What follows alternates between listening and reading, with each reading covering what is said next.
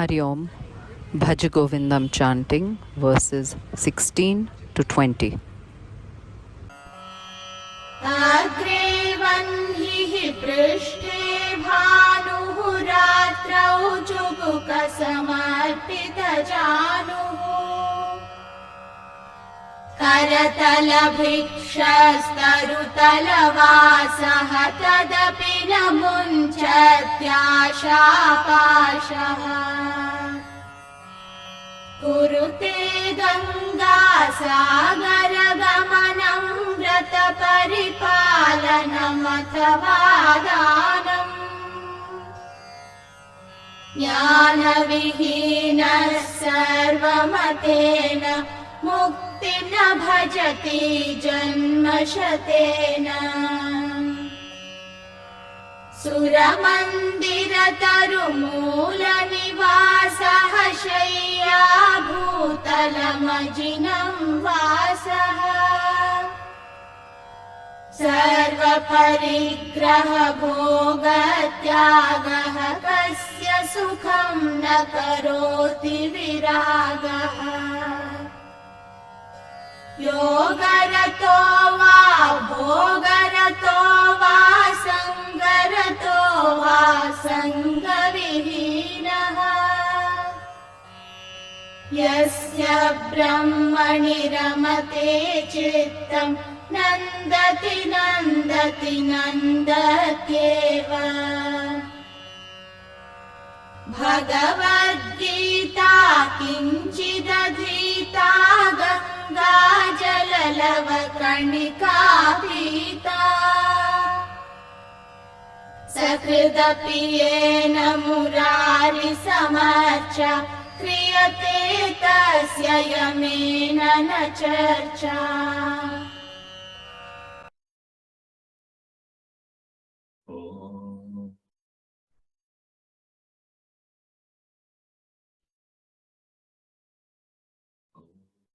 सहना भवतु सहनौ भुनक्तु सह वीर्यङ्करमावहै तेजस्विनावधीतमस्तु मा विद्विषावहै ॐ शान्ति शान्ति शान्ति.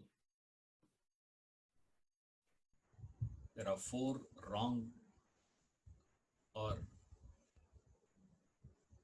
ineffective spiritual practices, or rather we can say it is incomplete. The first one is a hypocritical method. Show off. The second one he gives is where a person is indulging, contacting. He is more dominated by this rajas, second fellow. The third one is a tamasic one.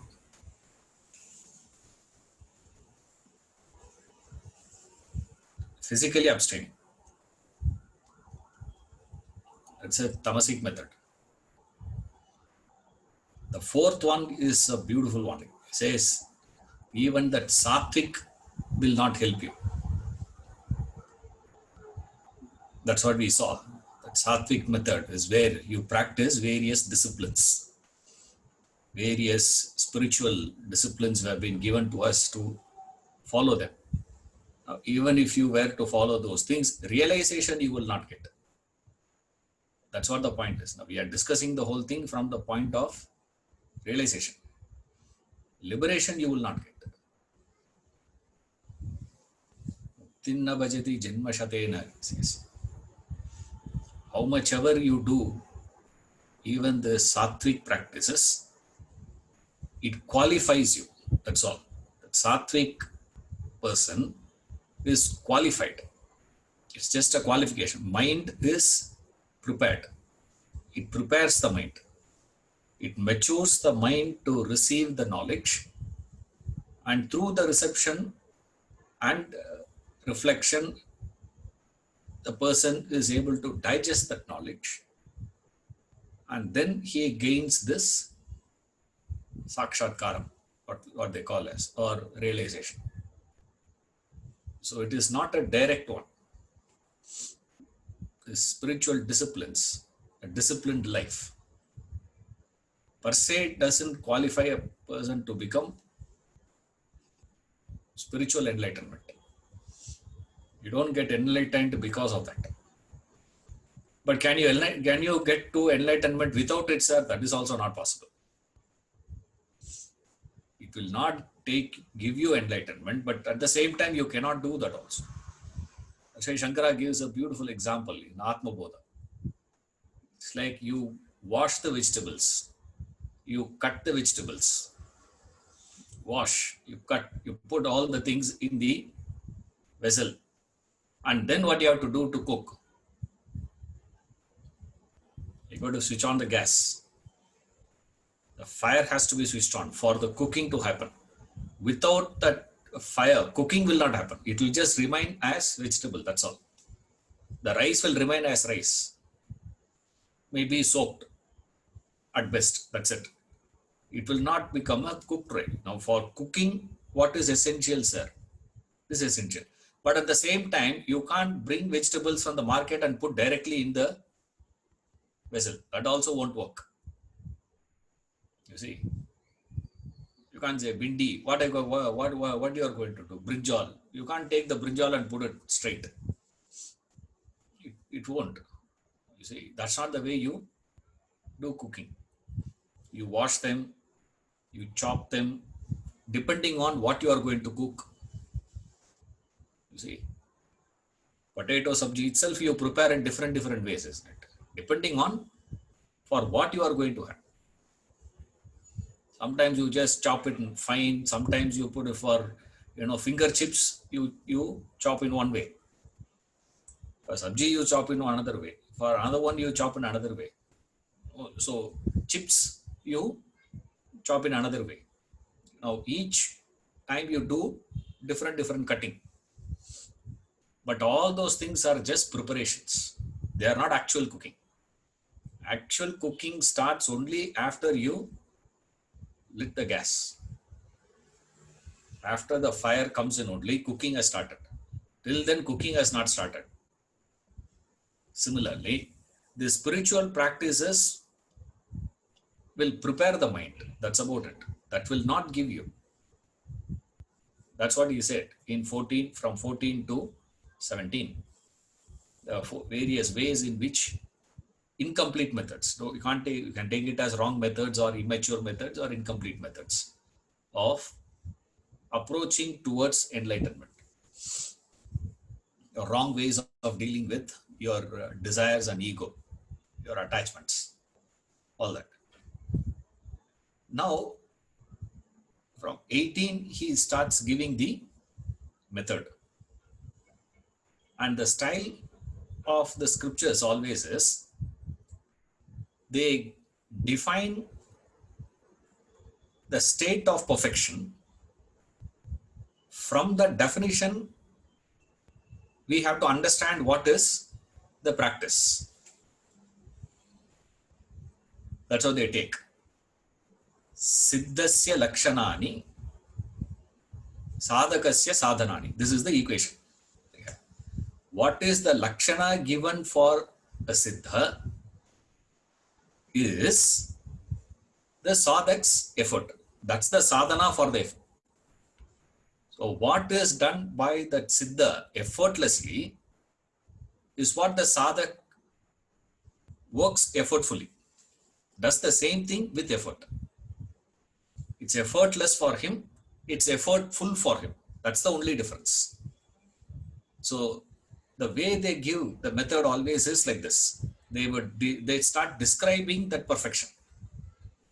So in verse 18, he gives the picture, one angle, one stroke he puts. And then verse 19, he gives another stroke. It's like painting, you just add that strokes. Stroke by stroke, you do the painting. Same way, he is trying to give the picture of how do you go about it. So for that, he is painting a perfect man. What is a perfection, sir? The perfection is painted here so nicely. And he gives the criterions. Very subtly he presents it. Very interesting presentation of a man of perfection here.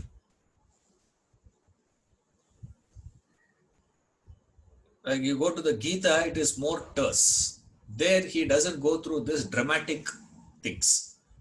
There he goes through the ideas. What is this Sthita Prajna? He gives 18 verses. Prajahati yata kaman sarvan parthamanogatan atmanyevatmana dushta Sthita Prajna stadojjate.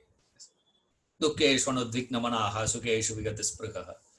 And Vitaraga Bhaya all that he goes on. The 18 verses he explains what is perfection.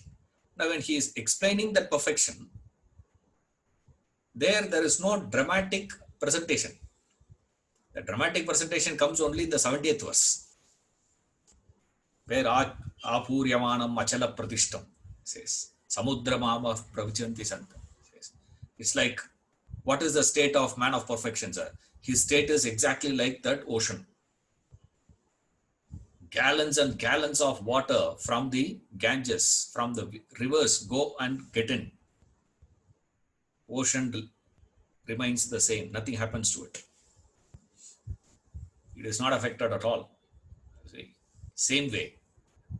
That's the state of perfection, he says. Now, bhajagovindam, he comes little easier for us. Bhajagovindam gives an little easier visualization for us. He describes a man of perfection here beautifully. Says, what is he, sir? Suramandira Moola Nivasa. Dwelling under tree in temple. I will see what is the meaning of it. Interpretation of it is very interesting here. But the picturization is easy to remember. That's all. That is why it's a very popular verse. It is a very popular idea, this verses. Shayya Bhutala Majilam Vasa. Shayya Bhutalam. What? The ground is a bed. Sleeping on the ground. What is a bed for him, sir? Ground. So he is living under a tree in the temple and he is sleeping on the ground. 2. 3. Wearing skin. Ajinam Vasa. Means the skin is his cloth. Some skin, maybe deer skin or some skin, some animal skin he is referring to. Right. But don't try today all that. Right. Today I am going to be a spiritual person. So what are you going to do, sir? Put on a deer skin and come out. Only Lady Gaga does that. She puts on all sorts of things and comes. Very interesting lady. Sarva Parigraha, Bhoga Tyaga. Renouncing all possession and enjoyment. This is that man. Then he is asking the final quick question. Kasya sukham na karoti viragaha. To him will not dispassion bring happiness? Obviously it will bring. That's what it means. Obviously dispassion brings happiness. Renunciation brings happiness. The test of renunciation, the test of detachment is bliss. Experience of bliss is the test of detachment. If you are detached, if you are renounced, if you were to be a man of renunciation, how will you know that? You will be peaceful and blissful. Then he comes back to the idea. Okay, now I have to renounce. What should I renounce? Immediately you go backwards. What you should do, sir? You say, renouncing all possessions and enjoyment. This is where the problem is. You know, renouncing possession is the problem. Renouncing enjoyments is the problem for us. Renouncing that possessive attitude is the problem. Renouncing possessions also is not a big problem for us. Externally, you can renounce. That's what you have already seen. A man who has renounced everything. So that's not a big difficulty. The real challenge in the path is, can I detach, renounce the possessiveness that I carry with reference to my possessions? And your possessiveness has got nothing to do with the quantum of your possessions, please. This is what we believe. Because we believe everything in quantum. We never understand life doesn't go by quantum. Life goes by quality. Quality equation is very different. Quantum equation is very different. And we understand everything in quantum only. In the sense, do you understand time in terms of quantum, or you understand time in terms of quality? What do you understand? Even love, you understand quality or quantum? In the classroom discussion, all of us will say what? The quality is what is it? Quality.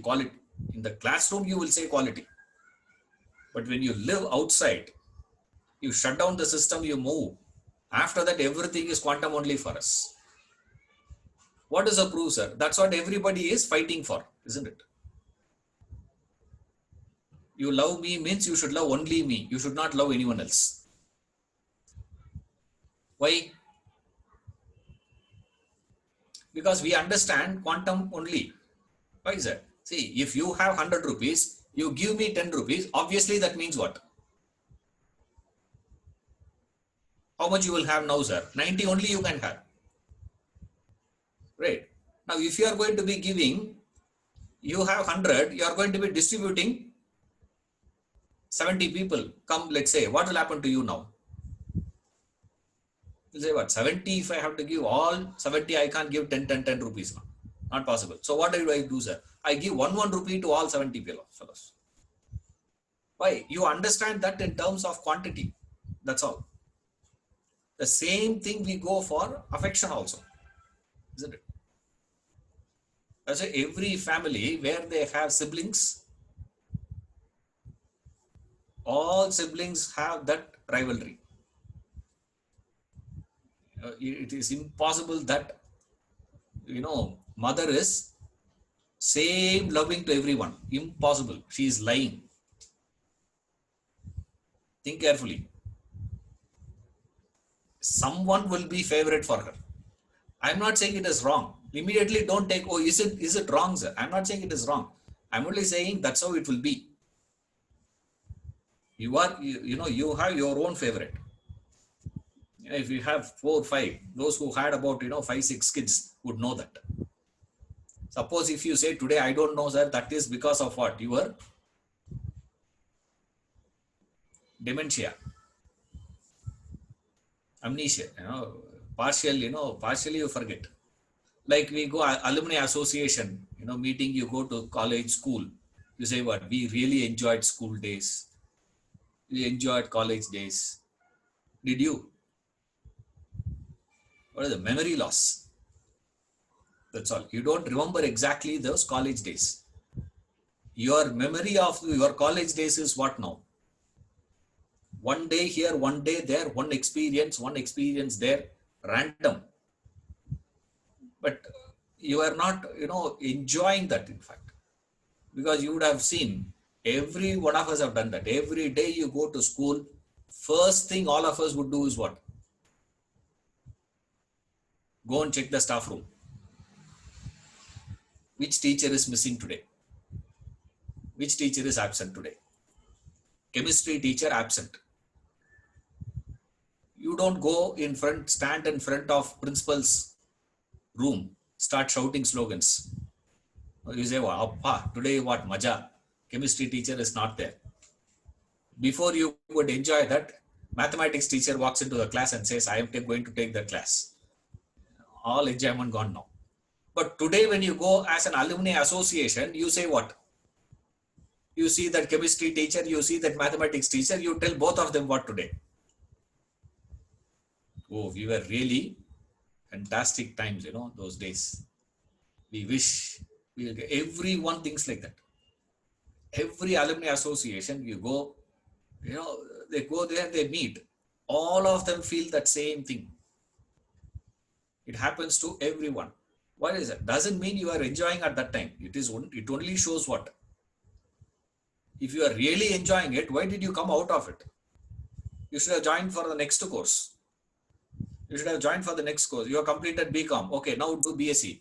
You have completed BSc Mathematics. Now go to BSc Physics. Now go to BSc Chemistry. Then BSc. Continue. No. Why you didn't do that? Other priorities are there, no? Life. You just say we are really enjoying. We wish we can go back to that. It's all memory, please. So, same way, a mother can never have same amount of love towards everyone. That's why every child fights. I may say, what is fighting, sir? Fighting means only this. It's a beautiful scene I saw. When my father was sick, in the hospital. We were there for a couple of days. About 3-4 days, we have to be in the hospital. So I have to go and come. Every time I go and come. There is near ICU, I saw a case. The mother had come with the child, and the elder son of that of that mother met with an accident. It's an accident. So he is going for a treatment, ICU, surgery. They are taking him, and this lady is sitting outside. And this has been done, and they are back now. The surgery is done. They are back now, and they are taking back, and they're going up and down. It is long time. That was about a couple of hours. That was during which time the other child came to the mother and asked for biscuit. Mama, I want biscuit. The mother said, it's there in the bag. Go and take it. He says, okay. And the child started crying. She couldn't understand. The mother couldn't understand. She said, I only told you, it's there. Go and take it. It's there in there. The child started crying, saying what? This is not what you used to do earlier. Earlier, when I asked for biscuit, what you would do?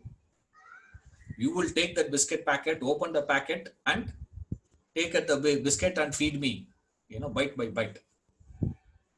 Now what are you saying? So you are not loving me anymore. Why? Now that mother has to proportion, isn't it? She can't say, right now my attention has to be on this child. I can't afford to. You are okay. Now go ahead.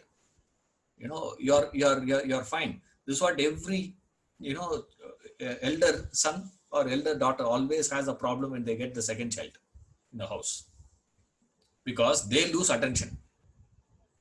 Why? The mother says what?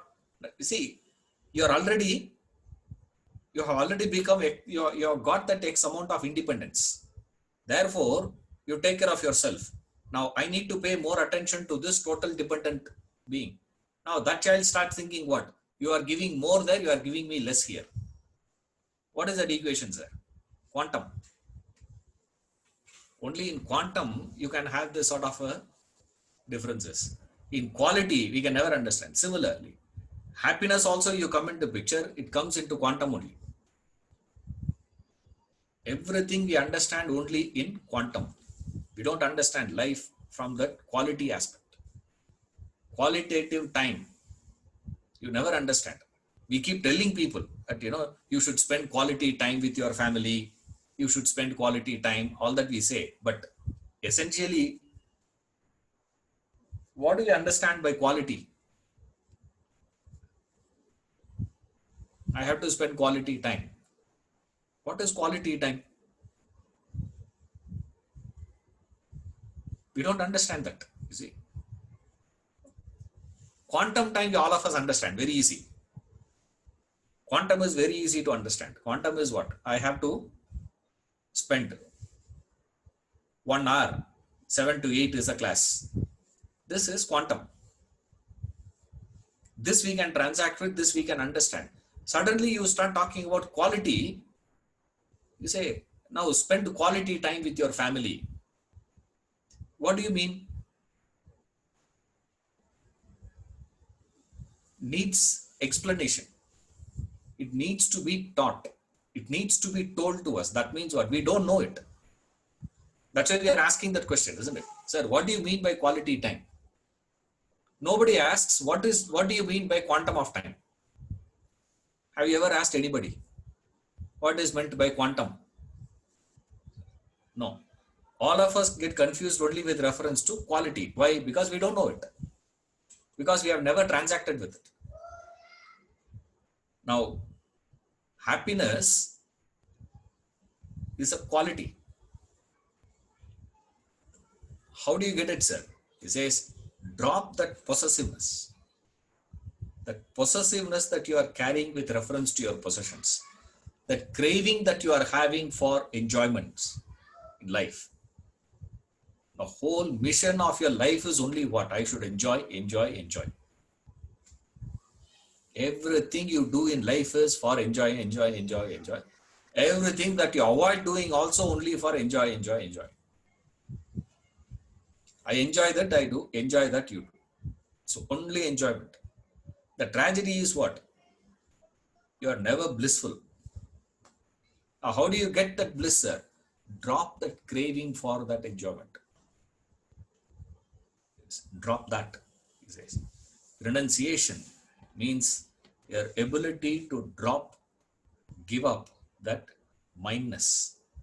This is mine, this is mine, this is mine. More that possessiveness that you have, more you are carrying mind. More you carry that mind, more you will be agitated.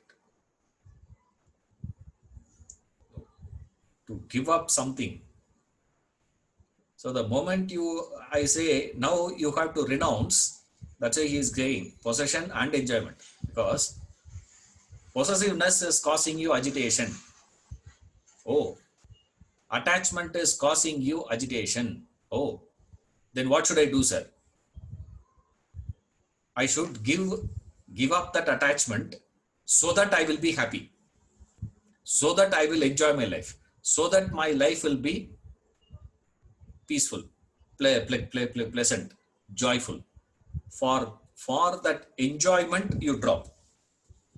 If you are going to be giving up something with an eye on fruit, that is not renunciation, that is called investment.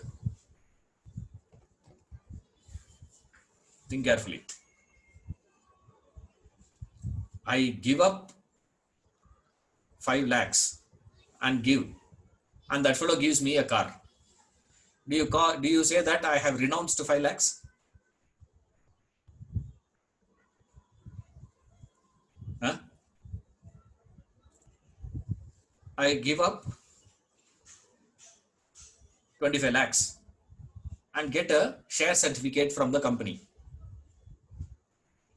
Do you call that as renunciation? Or you call it as investment? I give this up for that.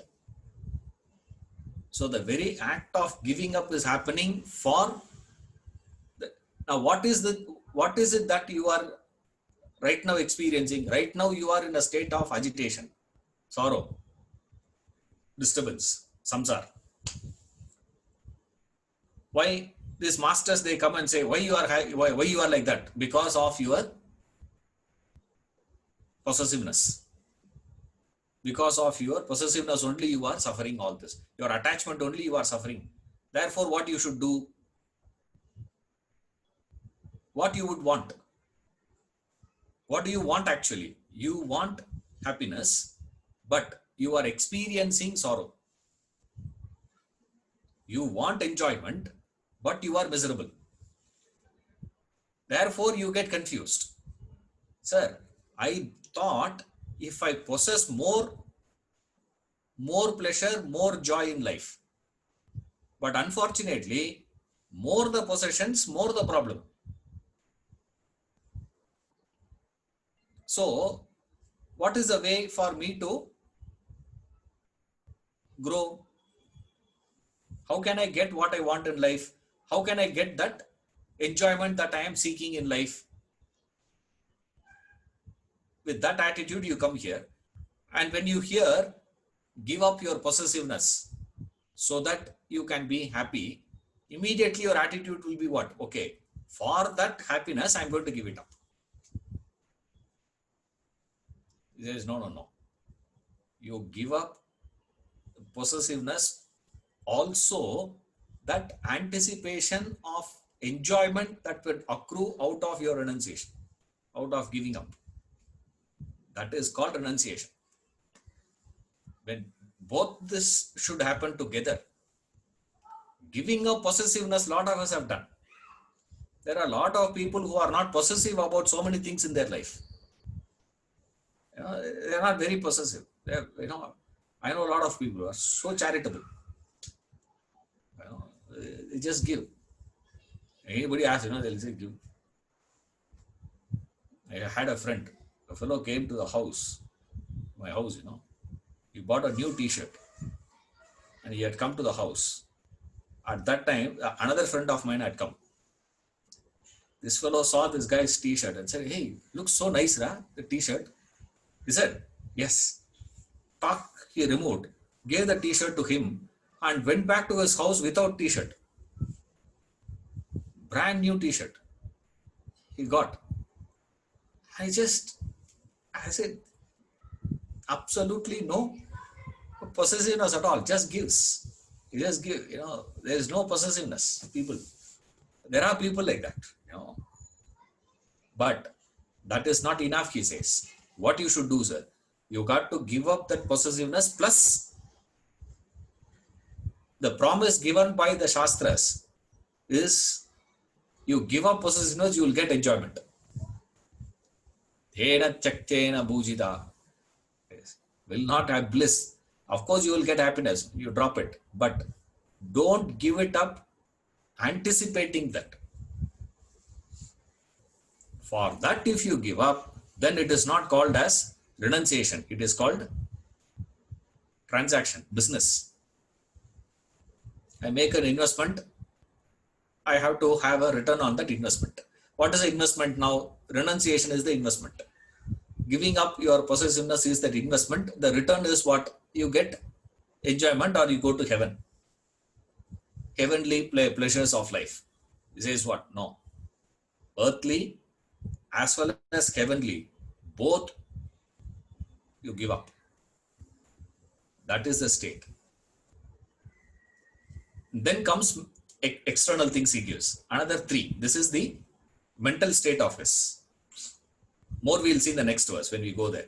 Now in this verse, more than this point, the first 3 are very interesting here. First one he gives is dwelling under a tree in temple. Now what is this dwelling under trees? Dwelling under tree means is living alone. That's all. Under a tree he is alone. There's no group. There's no that, he is living with so many people with him and all that. No. He lives all alone by himself. Now what is that living alone means? Living alone refers to the capacity of the individual to stay alone demands strength and self-sufficiency. See, you have to be self-sufficient for you to stay alone. Plus, You need a tremendous psychological strength for you to stay alone. Otherwise, you'll go mad.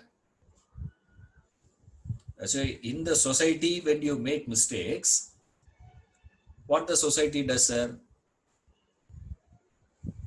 When you're living in the society, you misbehave. What do we do, sir? Put him in jail. Suppose if you misbehave in the jail,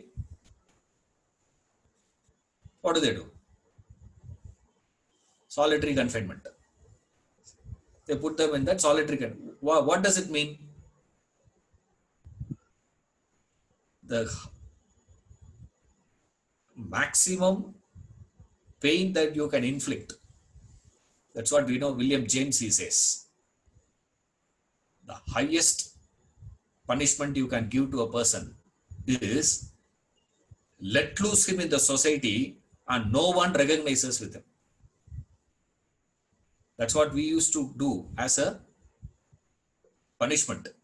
The olden days, in the villages, if they were to do any mistake, what is the punishment, sir? The whole village will banish them, outcast them. That's all. No one will transact with that family. Any good happens to them, any bad happens to them, nobody transacts. And no one will talk to them, nobody. But they are there. They are not thrown out or anything. It's not that, they have been, taken out of the society, put them in jail and all that. No, they don't do that. What they do is, you are living there, but no one to transact with, deal with. What happens? You see these movies, people go mad if you leave them alone. Why? It needs a tremendous mental stamina. From where that stamina comes, sir? Self-sufficiency. He is totally self-sufficient. Therefore, he is able to stay alone. One. And then he gives one more point here. Another interesting one is, he is not living under any tree. He is living under a tree in temple. In our traditional temples, every temple will have a sthala vriksha. It's a standard, practice.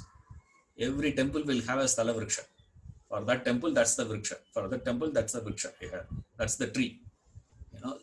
Tree for the temple. There. Now this man is living there only. Now what is this living in temples? What is a temple? Temple is a place where a common man goes and gets a link or establishes a link with the divinity. He is been transacting in the world.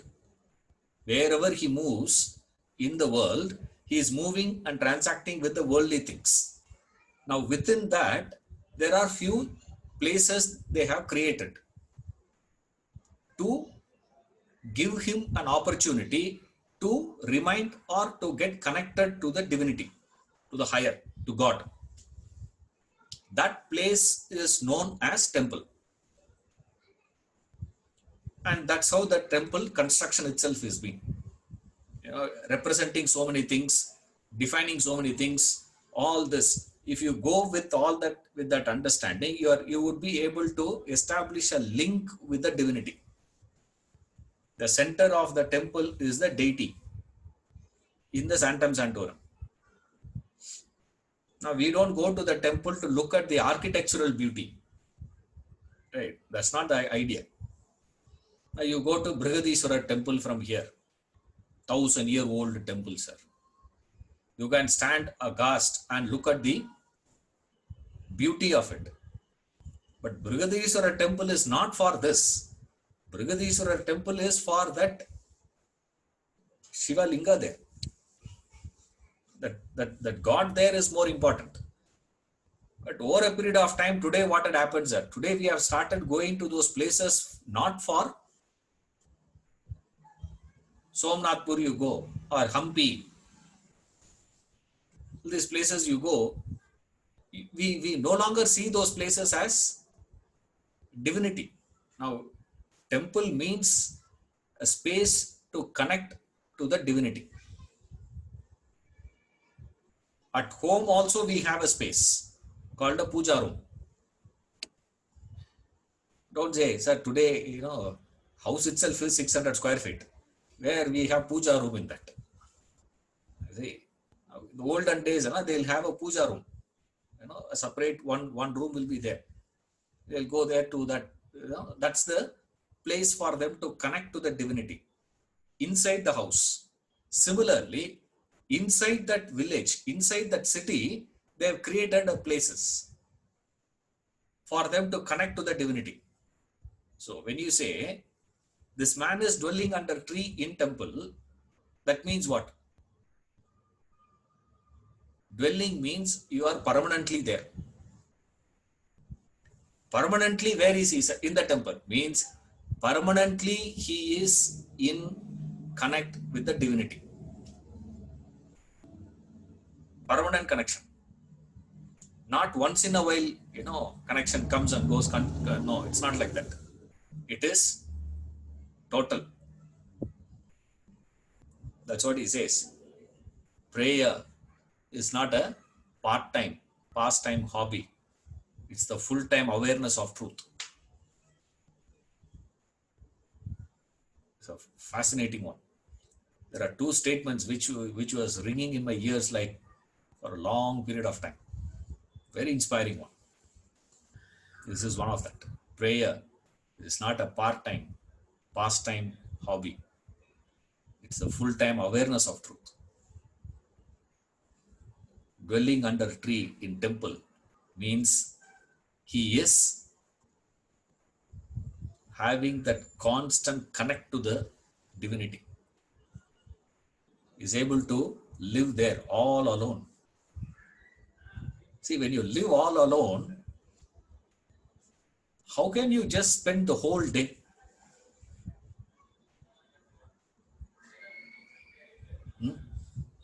You need some entertainment, is it not? I don't know I used to think like that.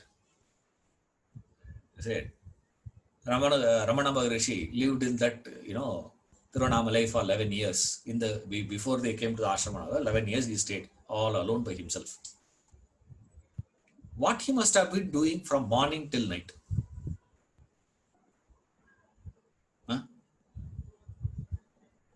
You sit and say, Rama, Rama, Rama, who am I, who am I, who am I, who am I, who am I, who am I? From morning till night he will be saying, who am I, who am I, who am I? Or from morning till night he is going to be saying, what are you? I am Atma Brahma, I am Atma Brahma, I am Atma Brahma, I am Atma Brahma, I am Brahman, I am Brahman, I am Brahman. Okay, how long you will say that? Somewhere down the line, you should get, see, is living under a in a temple means he is getting that entertainment. He is getting that entertainment from what, sir? From the thought of divinity. Now for us, the thought of divinity is not entertaining. You go all the way from here to Tirupati. How long you will get entertained by looking at that idol, Balaji? Imagine you are given a free access. Okay. How long you will keep looking at him? Like I remember first time, when I heard about Vaikunta, one man was giving a lecture, I was attending. I went to that lecture, he was describing Vaikunta. Vaikunta, what will be there in Vaikunta? I asked him. He said, Vaikunta, Sakshat Narayana will be there. Okay. Then he got really annoyed with me.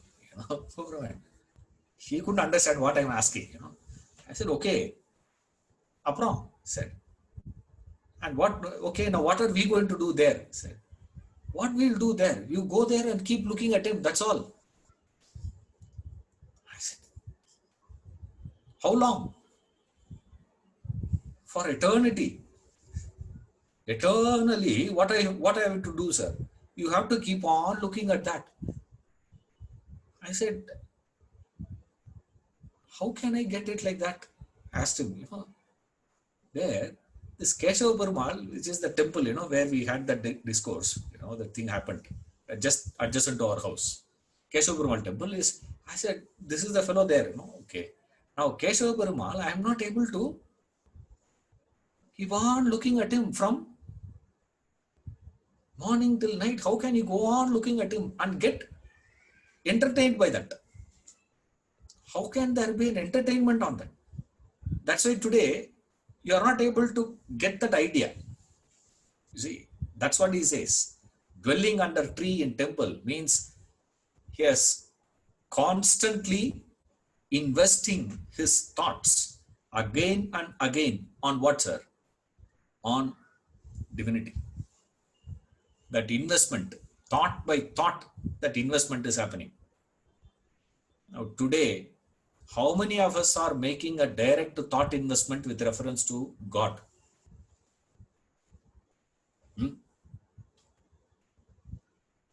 If you would have made a deposit of 100 thoughts a day that I should go to Vaikunta, or I should go to Shivalok, I should get realization, I should get moksha. How many thoughts you get? How many thoughts you have deposited? Consciously. There is no deposit of thought. When you have not made an investment, how do you expect a dividend? How do you expect a profit sharing and all that? You buy one share. Right? That companies, they have 10 shares and all that they say, sell. You got 10 shares.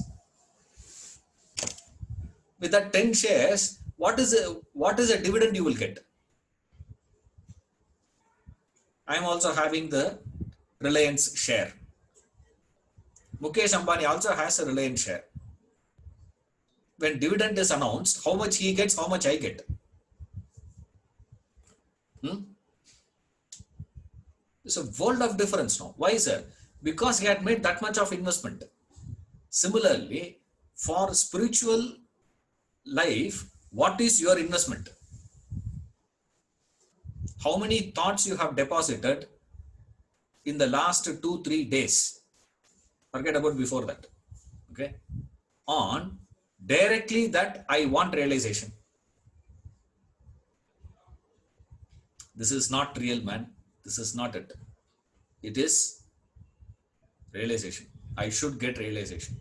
I should get to moksha. I should get to Vaikunta. Something, I don't care what words you use. I don't. Idea is what?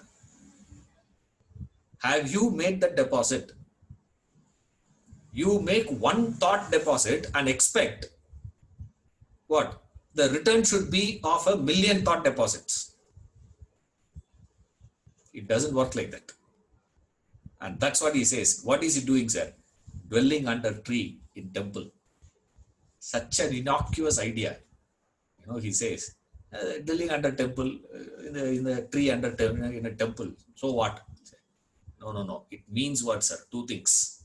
One, essentially what it means is he is still living alone. Alone means what, sir? 2 aspects there. One, he is self-sufficient and he is psychologically strong, mentally strong. 1. 2, he is he has established a link constantly in association with the thought of divinity, with the higher ideal, the higher cause, with the higher, constantly. That is what he means by dwelling under tree in temple. Sleeping on the ground. Fascinating idea. Sleeping means our sleep is all induced. We understand sleep only as an induced sleep. That's why you have to take pills, or you have to take, you have to drink for, 2 pegs for a person to go to sleep. Why? So much of agitation mentally. Oh, he is sleeping on the ground means what, sir? It means he is physically so active and dynamic and mentally restful. That's called sleep. He can sleep just on and don't take it literally. You have to be sleeping on the ground. People have taken all these things literally and said, okay, now I will also go and live in a temple, sir. No temples are allowing nowadays. They say by evening you have to shut the temple, get out of. They'll say, you can't say that, okay, I will also go and live and it won't happen that way, please. Uh, Understand the idea. That's more important. Sleeping on the ground means, I had explained this to you in the last class, so that's why I'm not going in detail of that. Right? Sleeping means it's not induced, it is natural rest. Why he is able to rest is that because physically active, therefore he can sleep on the ground.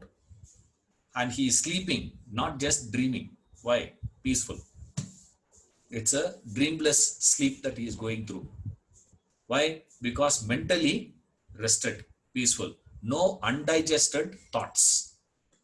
Now, how do you get dreams? A dream is nothing but undigested thoughts in a day. You feel certain things and don't express. What will happen to that? You think certain things, you don't say. You desire certain things and don't do. What will happen to all that during the day? You wanted it. You have felt it. You have thought it. The thought has come, but you didn't say that thought.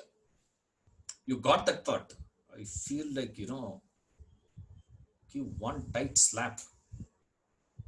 You didn't do it for whatever reason. Or you could have got a very nice thought. I wish, I helped that person. It's just a thought. You're going in a car, you see a person, a boy there, or a girl fiddling with the bicycle. As you are going, you could recognize what is happening there. The chain has come out, and this girl didn't know how to put the chain back. There is a technique. That those who have not known, that doesn't matter. I don't want to start a class on that. There's a technique. You should have the technique of doing it. You see, nothing complicated. You just have to remove and put it back and rotate. It will come out. That's all. Very easy. But the problem is this girl didn't know it, and you saw that, right? And you are moving in that speed. Since you moved in that speed, you wanted to stop and help that girl, but now you had got that thought. You wanted to do it, but you didn't do it. You wanted to say something, you didn't say that. You felt something, you didn't express. Similarly, you see some fellow selling pani puri there. You saw that. You got the thought of having pani puri, but you couldn't. So what, sir? So many things like that is there, no? What will happen to all these things? Will they disappear? Nature says, no, it doesn't disappear. All these things reappears in dream when you are sleeping. And it comes out in such jumbling. You get totally confused. You wanted to slap the girl in the cycle.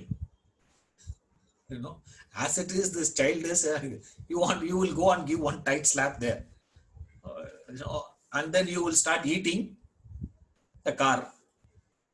Pani puri, like, you take a car and put in your mouth, like, you will have weird things will happen in dream.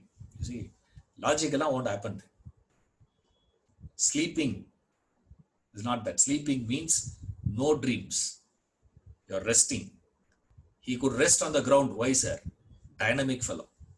So spiritual man is what, sir? He is dynamic. He's not a fellow who is lazy, remember. Not that he doesn't do anything. He's a dynamic person. Then he gives another beautiful idea. Wearing skin. Now, wearing skin, I told you, don't say that wearing skin means we also have to put on that skin and walk out. No, it means basic transactional decorum he maintains. See that? Now, how do you dress? Dressing is always based on you transact the world, isn't it? When you want to transact with the world, you dress depending upon how you want to transact. That's why when you are at home, you are like, you just put on something and stand there. That's all. Imagine nobody is there at home. What will you do? Right?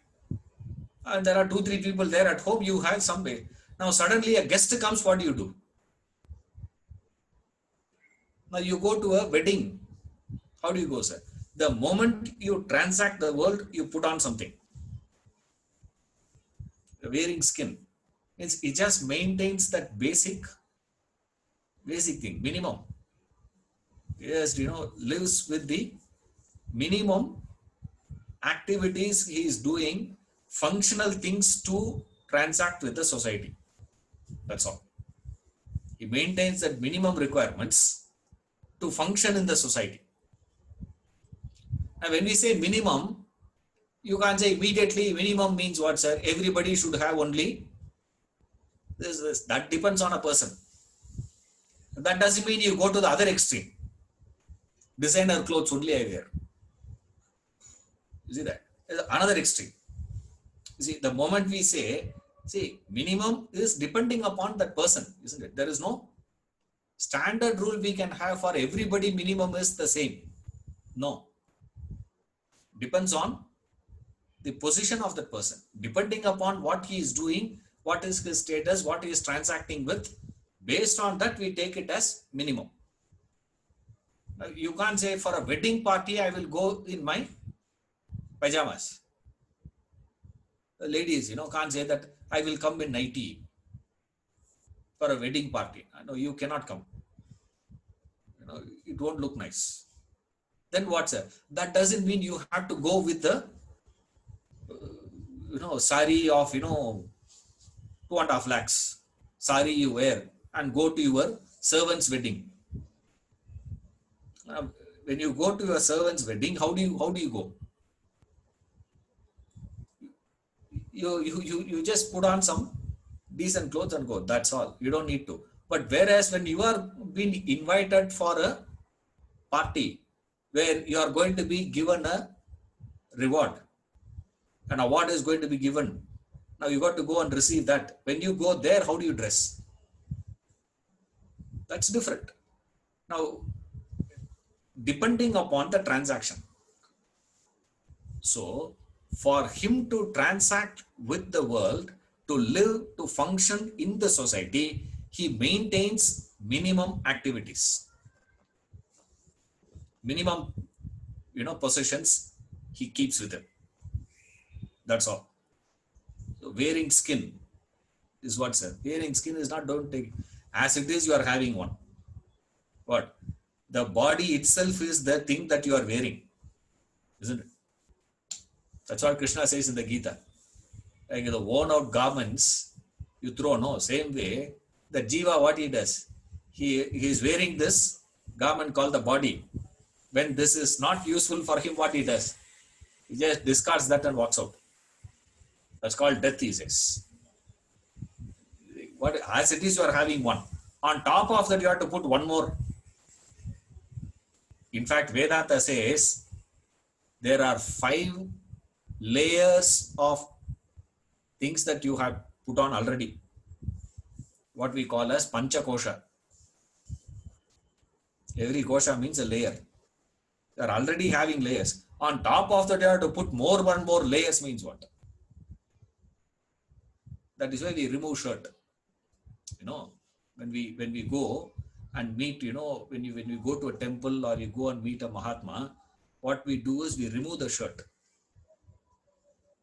And we also do what, sir? We also maintain a very minimum clothing. No layer after layer, we don't put layers of clothes. Why, sir? It's not necessary. Remove that. Go straight. No masking, no covering. But that doesn't mean you have to move like the Digambaras. You know, but they also don't go. Around them there are 20 people covering them. I say it's better to put on a shirt and go. That's easier. One dhoti and one shirt you put on. The 20 people can do their own work. For this one man who is walking without clothes, 20 people have to be around him covering him. Hey, strange we are. Why, man? Wearing skin. Wearing skin is what, sir? Just that ability to go about. Why? It doesn't require all these things. Why is that? When you are feeling that inner richness, when you are experiencing that inner richness, you would not be requiring that external prosperity. You are not dependent on the external prosperity. Therefore, what he does, sir? Renouncing all possessions and enjoyment. Remember, he is strong, self-sufficient, constantly in connection with the divinity. He is in union, entertained by the thought of divinity, and he is dynamic, active, peaceful, also just maintains minimum things for him to transact with the world, function in the world. So, how will he be, sir? For him, possessions are not much. Therefore, he is able to renounce those possessions, renounce that possessiveness, renouncing that possessiveness and that enjoyment. This is called renunciation. When you understand the higher, lower drops. That's called renunciation. You don't put an effort to drop that. No. If you are putting in effort to drop it, then it is not renunciation. You have to, when you grow, it happens automatic. Like when you play with a child, that monopoly money, the child gets involved in that game and the child gets agitated, child gets excited. When it gets that money, when it gets that property, when it gets that, it gets excited. Why? The child has a value for that. Whereas in that monopoly for 3 days, you have to be in jail. So, the thing comes, when you are playing that, you do something happens and all that, you are taken and you have to play this one, you have to borrow more money, you have to give all that. You are transacting with all that, but you don't get disturbed at all, nor you get elevated. We have played when we were a child, we played that one monopoly game for 1 month. It's not easy to complete that game, monopoly, very difficult. You have to play for a long time. Yeah. We played for 1 month in the summer vacation. Oh, it's fascinating it was to go on playing again and again, continue. So we used to make note. This is where it is. This is where it is. This is what too much money. We make a note of all those things. Next day we arrange everything and start. Arrange everything and start. Of course, a lot of cheating was done in that. Why? Because of what? So much of value. When the father is sitting and playing with the child, what he will do?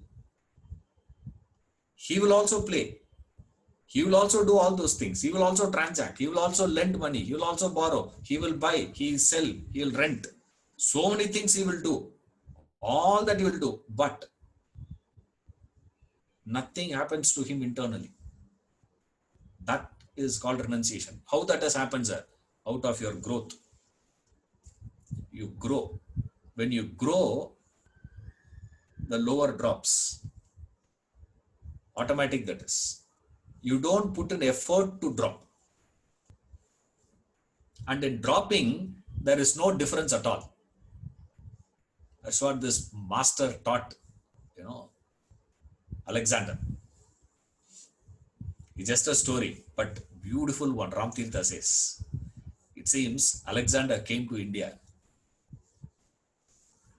and when Alexander was going out to conquer the world, his teacher Aristotle told him, if you go to India, bring me one wise man. I want one wise man in my life. That's all. One fellow you bring from India. That's all I want. And the guy came to India and he has conquered few places and all that. So he wanted to go back. So when he wanted to go back, suddenly he remembered, oh my God, my guru, my master asked me. So what should I do? I have to take his prize, gift for him. So he told these people to go and find one fellow, and they caught hold of this guy. And he said, I am not coming. I am not interested. He said, hey, you come to this because you come as our guest to country. Alexander still will take you, the great. He said, I am not interested here. Boring it is. I'll stay here. I am everywhere. Where I am not. All this he was talking. Nobody, those guys couldn't understand. They went and told Alexander. Alexander himself came. When Alexander came, this man was lying there. Alexander called him. He didn't heed. Alexander got so annoyed. He took his sword and said, I'll chop your head. And he says, this man gave a reply to him. Wow, that is interesting now. I would like to see how my head rolls on the floor. And Alexander couldn't understand. He said, what? I'm cutting your head, not somebody's head. He said, yeah, I know that. Said, I'm not this body, man. I would love to see my head rolling like how you would see and enjoy. I will also see that and enjoy. Alexander couldn't understand. Something is arresting about this man now. So he called him and asked. He said he got down from the horse and reverentially he went to this man and said, sir, who are you? What are you? I couldn't understand you at all. But I couldn't resist coming closer to you also. What is this? What's happening? This man said, why you are not coming? He said, I don't want. He said, what do you want in life? I said, I want to conquer the world. Okay, after conquering the world, what will you do? Relax. He said, that's what I'm doing now. I'm relaxing. To drop, there is no necessity that you have to carry the world first and then drop. When you have decided to drop, it doesn't make any difference whether it is dropping a stone or dropping a mountain. Now, our belief is what? Dropping a mountain is bigger than dropping a stone, is it not? That's what I said, quantum. We live in the world of quantum. So you think renunciation means what? See, for you all, renunciation you can understand is only Janaka's renunciation. You cannot understand Sudama's renunciation. Right? If I say Sudama is a great man of renunciation, you'll say, he's a pauper, what is that to renounce? If I say Janaka is a man of renunciation, you'll say what? Wow, great, correct. Janaka can be a renunciate. Now, in dropping, what difference does it make? Just why do you want to carry first the burden and then drop? So that you can feel relaxed. There's no meaning to it. It's madness. A man who has that clarity, that understanding, he is happy fellow. Otherwise, what are we, sir? They're all, moving in the world without having this understanding. See you Wednesday.